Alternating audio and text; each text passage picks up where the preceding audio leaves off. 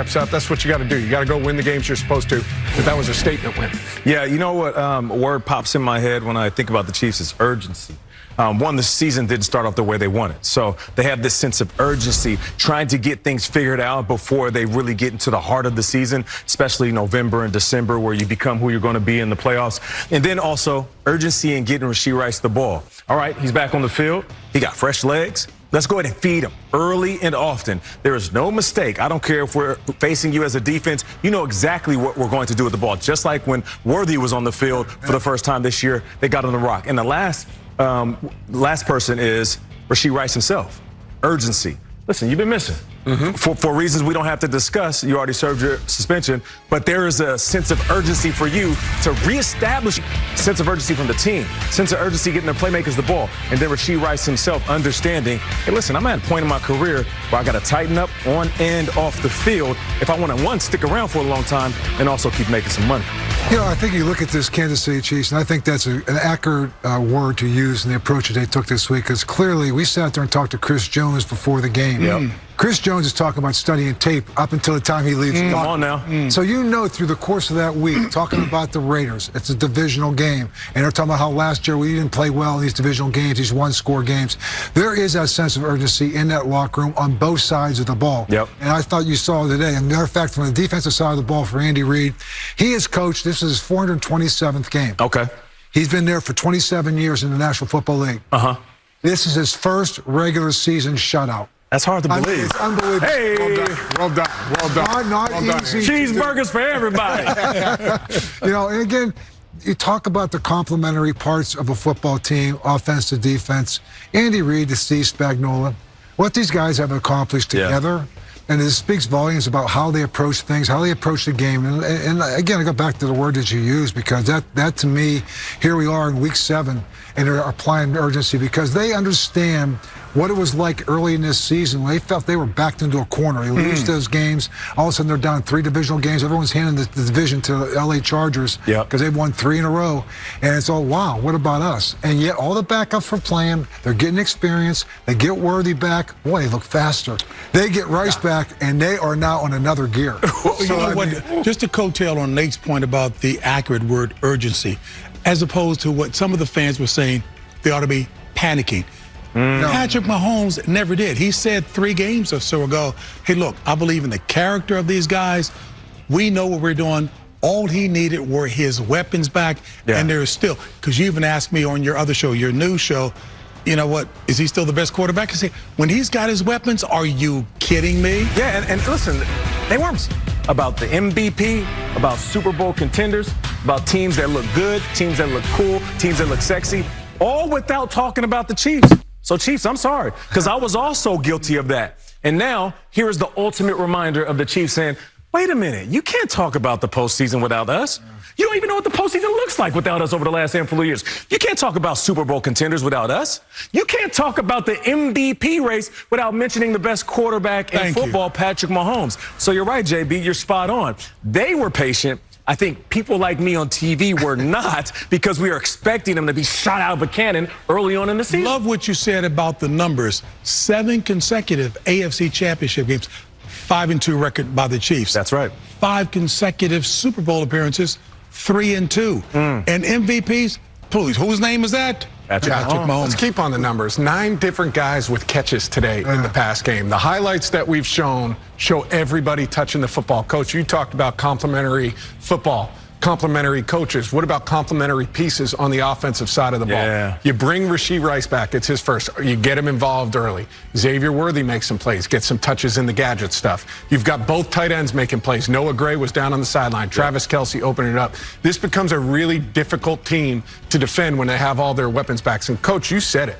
The speed. You feel the speed from them. And I like the way they're running the football, too, starting to get back to pounding the football with Pacheco and Kareem Hunt. We'll see if he's all right. But they're rolling. They're rolling right now. And I think when you go through that, I think sometimes you come out of the gate, you start winning. It's hard to fight the comfort that you can fall into, the complacency that you fall into. But you come out of the gate and everyone's questioning you, not even talking about you. Probably a good and yet thing. you've been there before. It's kind of all you need. So they may have to thank you, Nate. So they're going to thank you for sitting there and just questioning us. That's true. Not mentioning us. So they say thank you for that little bit of motivation.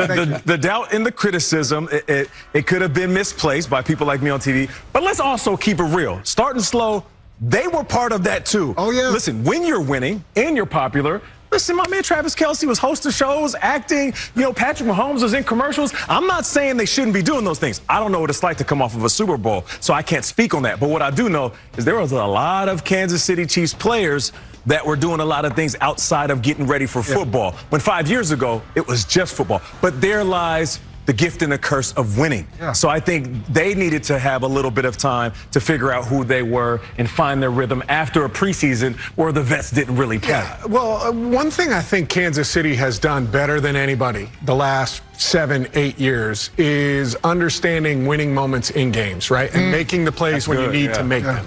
And they're opportunistic when it comes to those things. The other thing I think they understand, and it goes back to the word you used at the beginning, urgency. They understand the important moments within a season, right? There's a pacing to the season and kind of figuring out what pace you need to be at different times. I go back to when we were live at Arrowhead Stadium and then playing Baltimore, and both those teams only with one win at the time. And who showed up with their best performance of the season? Kansas City. And they played physical. So they understand the little milestones that you have to hit throughout the year to kind of keep yourself in the race, where you want to be in that race, and then start to play your best football as you need it. And you hear a lot of the murmurs from a lot of these teams about the people that are not applying themselves through the course of a week. Right? We heard about the people that aren't coming to players-only meetings. We talked about that down in Miami.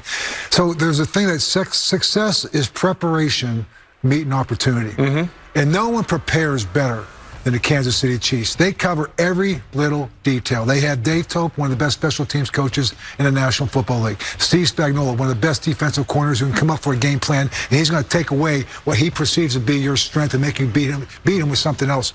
And they got maybe one of the best creative play callers in Andy Reid. So it's preparation. You talk about what you want. It's all about preparation. I think there was a play in this game that showed their preparation is second to none. And honestly, Nate, I think some of those acting gigs that those guys have been doing were helpful for the Kansas City Chiefs, where Patrick was out there saying, this never works, this doesn't work, we're not going to, boom, snap that and get the fourth. We're going to show that later in the show. But maybe that acting gig, maybe all that State Farm work that he's done has the preparation that goes to the next level. Right. To the next level. It's like Jedi mind tricks from Andy. For sure. And another thing I love about this squad is that they definitely hear what people are saying externally.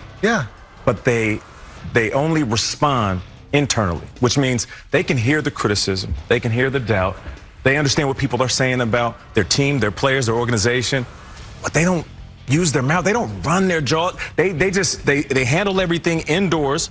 They improve and work on what they need to work on internally, and then on Sundays they show the results. That's what makes this team very unique. And they in that locker room, the players take ownership over the product.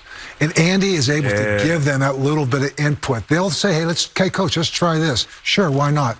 And I'm telling you, there's a lot to be said for letting players have involvement and input into the game plan. When they have input into the game plan, they'll take ownership over it in the locker room. You know what, Coach, you're right. I've heard more from their veterans than I've heard from Andy Reid, especially over the course of the first few weeks.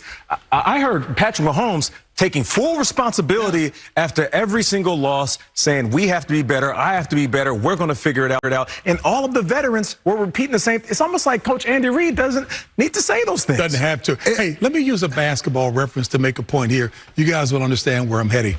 Larry Bird, perhaps the biggest trash talker in NBA history. And when he was feeling it, folks were doubting him, he would tell his defender, I'm going over to the low post over here. I'm going to fake one time, and I'm going to nail this shot. Telling him beforehand, and he would do it.